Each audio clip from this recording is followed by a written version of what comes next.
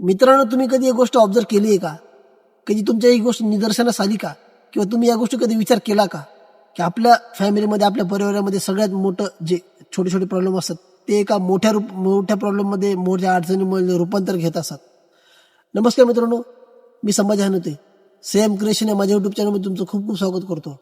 आज आपण कौटुंबिक समस्या आहे ना, याचं काय मुख्य कारण काय आहेत ह्यावर आपण चर्चा करूया.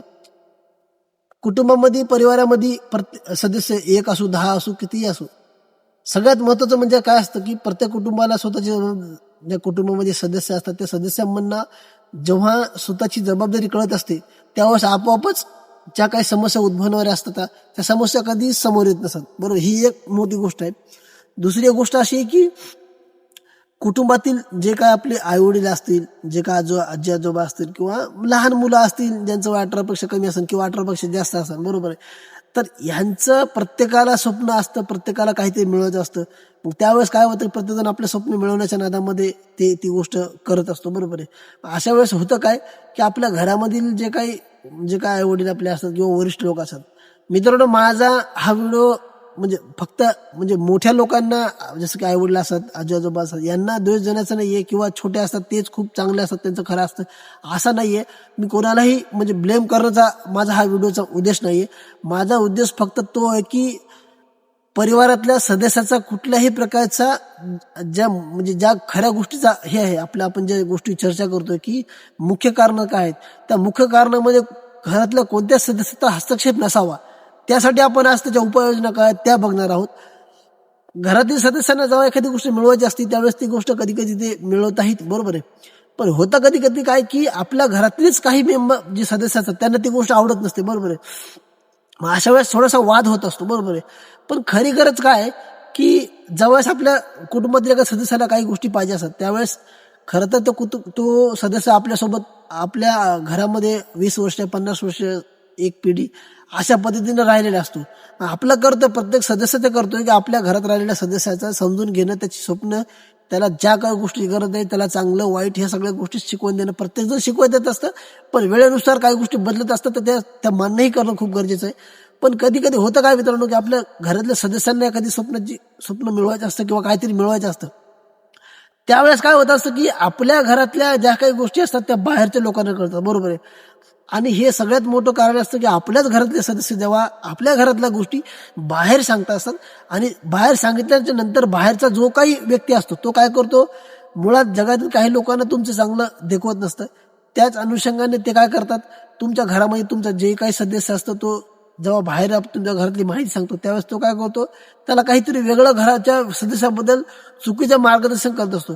ह्या चुकीच्या मार्गदर्शनातून होतं काय, ज्यावेळेस ती व्यक्ती बाहेरची गोष्ट घरात आणते किंवा घरात झालेल्या वादाला है ना किंवा फॅमिली प्रॉब्लेमसाठी सोडवण्यासाठी जेव्हा तुम्ही स्वतःचं कुटुंब एकत्र न करता, त्यांना समजून न घेता, आपल्या सदस्य आपलेच आहेत आणि त्यांचे स्वप्न पूर्ण करणं आपली जबाबदारी किंवा आपण त्यांना समजून घेणं हे आपलं कर्तव्य, हे ज्यावेळेस तुम्ही विसरता त्यावेळेस तुम्ही काय करता की बाहेरच्या सदस्याला तुम्ही घरामध्ये बोलवता. अशा वेळेस सगळ्यात मोठं काय असतं की छोट्या प्रॉब्लेमचा खूप मोठा वाद होऊ शकतो आणि याचा दुष्परिणाम असा होतो की तुमचं चांगलं हसतं खेळतं घर उद्ध्वस्त होऊ शकतं. कारण बाहेरच्या माणसाला जेव्हा तुम्ही घरामध्ये प्रवेश करत होता, सगळ्यात महत्वाचं फॅमिली उद्ध्वस्त होण्याचं कारण, परिवार उद्ध्वस्त होण्याचं कारण घरामध्ये वाद होण्याचं, कुटुंब वेगळं होण्याचं सगळ्यात मोठं कारण तुम्ही जेव्हा तुमच्या घरातली गोष्ट बाहेरच्या सांगता तेव्हा बाहेरच्या तुमच्या घरात येऊन तुमच्या कुटुंबाला उद्ध्वस्त करतात मित्रांनो.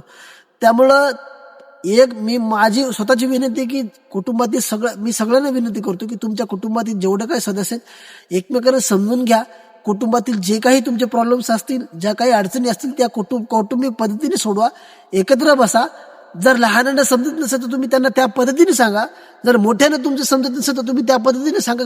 लहानांनी तुम्ही त्यांना त्या पद्धतीने सांगा की आम्हाला काय पाहिजे, आम्हाला कोणत्या पद्धतीची गरज आहे, आम्हाला कशाची गरज आहे, आमचं स्वप्न काय. हे ज्यावेळेस एकमेकांच्या सामंजस्यानं सुटत असतं, एकमेकांना समजून घेण्याच्या पलीकडे जाऊन जेव्हा सुटत असतं त्यावेळेस परिवार आनंदी राहत असतो आणि एकमेकांची स्वप्न, एकमेकांना सहारा करणं, एकमेकांना मदत करणं, सगळ्यात मोठी जबाबदारी ही आहे की आपापली जबाबदारी कुटुंबामध्ये स्वीकारणं ही खूप मोठी जबाबदारी आहे. ज्यावेळेस तुम्ही एखादी जबाबदारी स्वीकारता त्यावेळेस तुम्हाला वाद होण्याचे खूप कमी चान्सेस असतात, कारण तुम्हाला त्या वादासाठी वेळ नाही भेटत. आणि सगळ्यात मोठी गोष्ट, एकमेकांना प्रेम करा, एकमेकांची काळजी घ्या. ह्या जेव्हा गोष्टी करतात आणि सगळ्यात मी जसं म्हणलं की जेव्हा तुम्ही घराच्या बाहेर तुम्ही गोष्ट सांगतात त्याच वेळेस सगळ्यात मोठं वादाला म्हणजे तोंड फुटत असतं. त्यामुळे मित्रांनो घरातली कोणतीही प्रॉब्लेम असू शेअर करायची तेवढीच शेअर करायची ज्यानं आपलं भलं होईल, ज्यानं आपले प्रॉब्लेम सॉल्व्ह होतील. बाहेरच्या अशा व्यक्तींना कधीच स्वतःचं समजू नका किंवा आपलं समजू नका जे तुमच्या घराचं भलं करतील. बाहेरचा व्यक्ती जेव्हा घरात शिरत असतो त्यावेळेस घराचं नुकसानच होत असतं आणि ते कुटुंब उद्ध्वस्त होत असतं. तर मित्रांनो आजचा आपला जो टॉपिक होता की कौटुंबिक समस्या, याच्यामध्ये मी फक्त एवढं सांगेन की तुमच्या परिवारामध्ये जर काही अडचण असेल, मी कोण्या एका सदस्याला द्वेष करत नाही किंवा ब्लेम करत नाही. माझं सांगणं फक्त एवढंच होतं की जर कुटुंबामध्ये काय फॅमिली प्रॉब्लेम असतील तर त्या एकत्र बसून स्वतःला एकमेकांना समजून घेऊनच त्या सोडवण्याचा प्रयत्न करा. बाहेरच्या व्यक्तीला जेव्हा तुम्ही हस्तक्षेप करता तेव्हा 100% तुमचं कुटुंब उद्ध्वस्त झालेलं असतं. आणि आजच्या व्हिडिओमध्ये मी जसं बोललो की मला फक्त परिवर्तन करणं खूप गरजेचं आहे की बाबा लोकांमध्ये त्या गोष्टीची वाव मिळावं, त्यांना ते मी जे सांगतो त्यांना ते समजावं. प्रत्येकाच्या आयुष्याशी रिलेटेड निगडीत मी मुद्दे मांडत आहे आणि त्याचा नक्कीच काही जणांना फायदा होईल. तर अशी अपेक्षा करतो मित्रांनो की आजच्या व्हिडिओमध्ये तुम्हाला काहीतरी बोध मिळाला असेल. आपण वेगवेगळे व्हिडिओ सुद्धा बनवत आहोत. तुम्ही मला कमेंट करा की तुमच्या काही अडचणी असतील की ह्यावर व्हिडिओ बनवा, तर आपण त्यावर सुद्धा व्हिडिओ बनवू मित्रांनो. तर आजच्या व्हिडिओमध्ये मी खूप काही सांगण्याचा प्रयत्न केलाय, कमीत कमी वेळेमध्ये जास्तीत सांगण्याचा प्रयत्न केलाय मित्रांनो. आपली जबाबदारी स्वीकारा, चांगलं राहा, चांगला विचार करा, चांगलं इतरांना प्रेम द्या, चांगलं बोला, समजून घेण्याची कला घ्या, शांत राहा, आनंदी राहा मित्रांनो. आपण भेटूया आता पुढच्या व्हिडिओमध्ये. धन्यवाद.